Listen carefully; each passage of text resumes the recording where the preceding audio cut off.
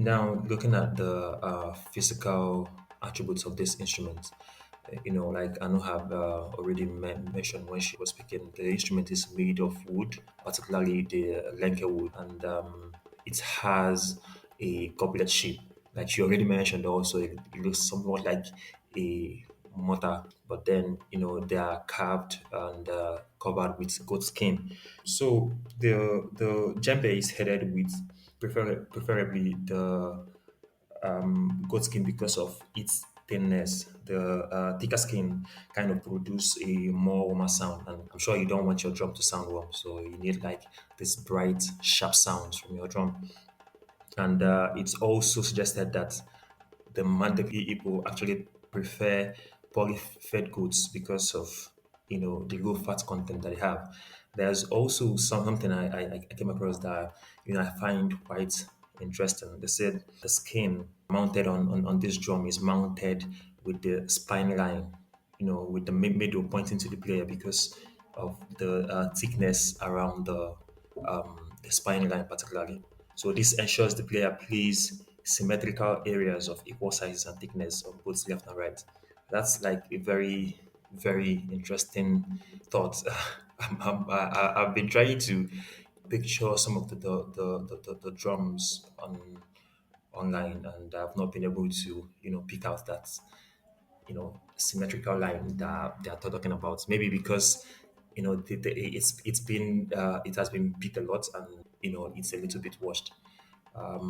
So it also says that the larger ball shape part of this instrument, the upper chamber, kind of creates a low resonance for the bass strokes, while the narrow, elongated section, that's the down part, projects the volume of all the tones. That's why when you're listening to, the sound of the djembe, it sounds like it's coming from the back of the player, not, directly in front of you.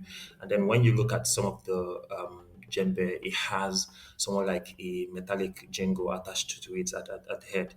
That's called the sege sege. If you remember when we spoke about the mbira, we spoke about the mbira and then being another design of the mbira where the instrument is being embedded into somewhat like a calabash that is held with a stick that is called the desert.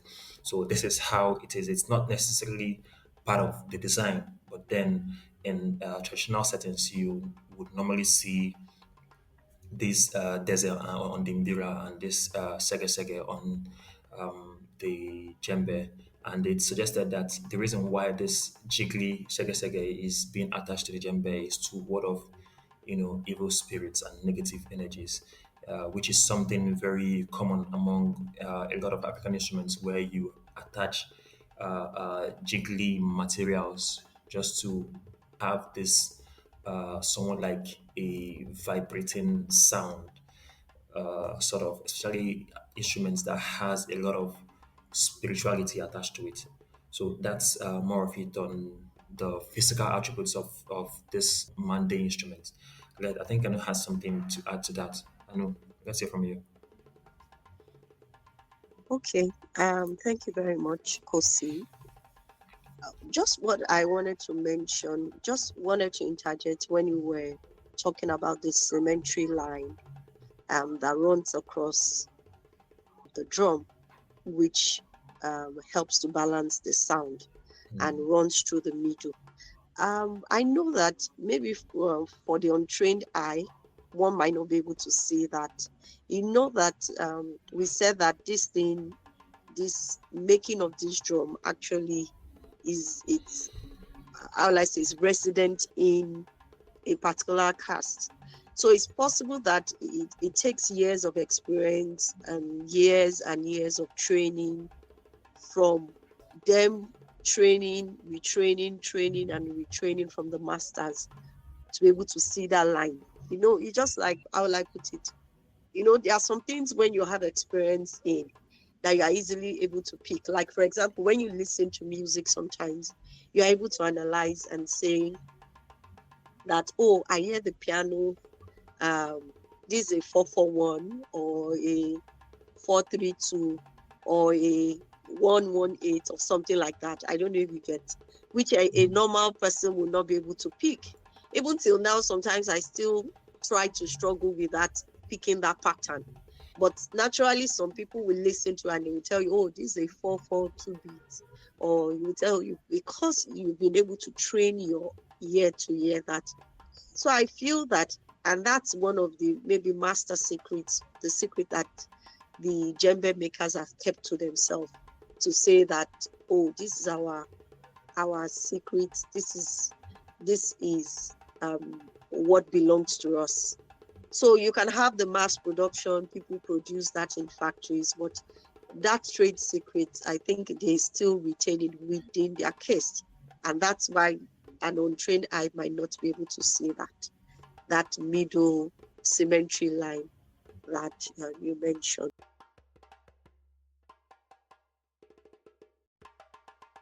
Yeah, thank you very much, Anu. That's a very interesting thought. I guess that's part of the, like you said, that's part of the, secrets of the Nomocast. Thank you again, and also thank you for sharing the history with us. Let's hear what Emmanuel has to say. Yeah, thank you, Kosi, for sharing that thought. I mean, that's a very I didn't know that that existed, and it's very intelligent of them to have thought about balancing the sound on the drum by aligning the symmetry of the goat skin that is used. I mean, it makes a lot of sense to do that, and I don't think a lot of people, this is popular knowledge, and I don't even know that the producers of djembe these days follow that pattern, like our new said. And that's interesting to know, actually. Talking about the origin as well, one thing we have to bear in mind in terms of origin as well is that, before colonization, right? We didn't really, I don't know that we called ourselves by, we differentiated this much in terms of origins, who's from where. The Guinea, Burkina Faso, Southern Mali, all the way to Gambia and Senegal were almost all alike, even northern Cote d'Ivoire and all that. We're almost all like free flow of people, free flow of instruments, free flow of trade. And I think with regards to the history, it could have been lost in all that free trade and free communication amongst people back in those days. It could have originated from the and we call it the Momo people, right? Numu, Numu, yes, the Numu, Numu people, Numu. yes. But then gaining prominence in a different tribe. That's what I think may have happened in that case. Very interesting thoughts from you, Emmanuel. I think that's all part of that division that came with colonization, and they had to break down certain regions into beats. That's brought up the idea of having different countries with closely relatable practices and just a little bit of similar languages. So thank you for mentioning that. Still talking about the Numu people, let's talk about this restriction. We already spoke about the restriction in knowledge, the knowledge of this instrument being focused, being left within a particular caste. So traditionally, who was allowed to play this instrument? How did the caste or maybe gender influence the access to this instrument? Let's hear your thought on this, Emmanuel. Yeah, the djembe instrument is traditionally a male instrument, just like some of the instruments I've studied around that region.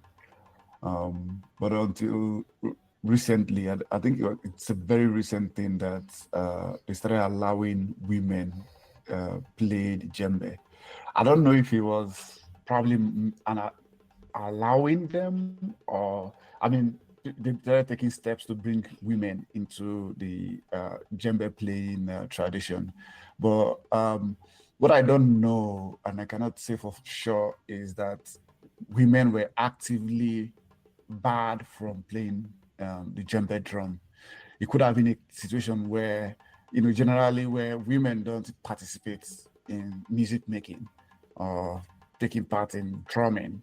It's mainly male-dominated stuff, and it became a lifestyle, it became a tradition, and it went on for centuries. Yeah, but I know that recently there are women who are actively playing the djembe drum. One example being Salimata Diabate. Salimata Diabate, who's a renowned female djembe player. But I also know that I see that since djembe has become like the face of the West African drum, there are a lot of white people playing djembe right now as professional djembe players, and some of them are women as well. So I think there is not. I don't know that there is any special proclamation that disallows women from playing this, but women generally are not encouraged to play the djembe drum. But right now, I think there are a few professional, just like women are beginning to also take on the kora instrument. There are a few professional female djembe players. Yeah, thank you very much, Emmanuel. I like that phrase. I must confess that djembe is the face of West African drums. Thank you also for giving us insights about few women djembe players, and also mentioning the fact that a lot of white people are playing this instrument, which is something we'll talk about later on in the discussion. But let's hear what Anu has to say about this question. Thank you, Emmanuel, and thank you, Kosi. What I would like to say is that, yeah, I know Emmanuel mentioned that there's really no, will I say, written knowledge, let me put it like that, on why women were not allowed to play the djembe. But what I would say is that I'll give a few. This thing is that I think one is because Africa is largely a patriarchal society. Yeah, I know we saw the Wohadi, which is an exception of an instrument made to fit the women's body, and it was the women that were the progenitors of it. But largely, you see that, and then you have a few exceptions in Ghana. You have the female kingdom. There's a female kingdom in Dahomey. You have the all-female guard of the king. So you have a few exceptions here and there, but largely, I feel that some of these restrictions were because women were somewhat relegated to just take care of the home, take care of the children, and do every other domestic, and keep yourself in the domestic front of the community, and leave the men to handle anything that has to do with outside the home. I feel maybe that's one of the reasons. Because also in performance, you see that the men play, but the women sing, and they play the percussion. They play the kese kese while they are performing. And then also the women dance when the men are playing the djembe. So I think maybe the restriction was just basically because of the society that we are. And then also you see that even the Gairot system, you see that is majorly the storytelling was passed down from master to son. It was from men to men, men to boys. You rarely see from men to women. So I feel maybe it was something that was prominent in the Mali Empire, that the men were the custodians of anything that had to do with tradition, culture, and then the women were just to ensure that the homes kept running, the family, the children were taken care of, were raised and kept to take care of the home. So that's one. And then maybe another thing I will also say is that it's also possible that because of probably what it takes to beat the drum. Because naturally, if you meet somebody that beats drum with their palms, their arms are always, they are not soft. The arms are not soft.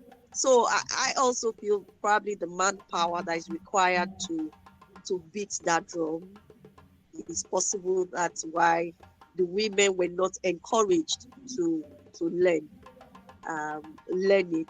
And then, in addition to what Emmanuel said, among the non-Africans, or will I say people from other race, taking on learning the djembe, we still have that it being frowned on when you see ladies playing the djembe. Still now, there is still that not that social acceptance. Let me put it like that, and that's why you see in Guinea there is a all-female band group called the Amazons that are trying to actually fight against that mindset that the women are still not supposed to play the djembe. And they are thriving. They call them the Amazons. And they are really thriving. They are doing well. They are from Guinea. It's an all-female band. And they play the djembe.